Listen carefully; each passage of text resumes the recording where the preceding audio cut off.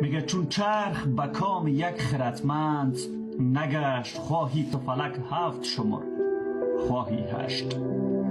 چون باید مرد آرزوها همه هشت، چی مور خورد به گور و چی گرگ بدشت.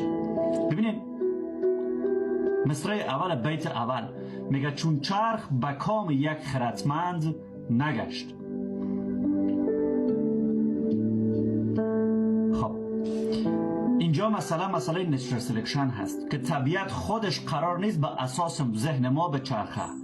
دوستان مسلمان را میبینین، خب میگن این که امروز طالبان انسان میکشن و انسانی که انسان نمیکشه اینها در او دنیا یا بعد از مرگ دیگه کدام جزایی برشان تعیین نمیشه. خب پس عدالت میگن کجا شد؟ باید جهنم و دوزخی باشه که اینها جزا ببینن.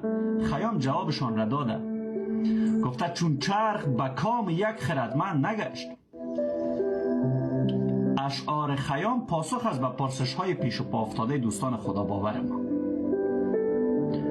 ببینید میگه چون چرخ به کام یک خردمند نگشت، خواهی تو فلک هفت شمر خواهی هشت. میگه تو هر میلی که داری از جهنم را برات انتخاب کو، دوزخ را انتخاب کو، دنیای بعد از مرگ را بساز برای خودت. ربطی به واقعیت جهان نداره، چون جهان هیچ ارزشی به توی خردمند و بیخرد هم اگر باشی نداره. چون باید مرد آرزوها همه هشت. میگه باید بمیری، چی مور خورد به گور.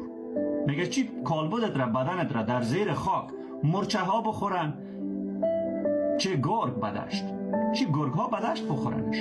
معنایی نداره. زندگی بعد از مرگ مفهوم نداشته نزد خیام.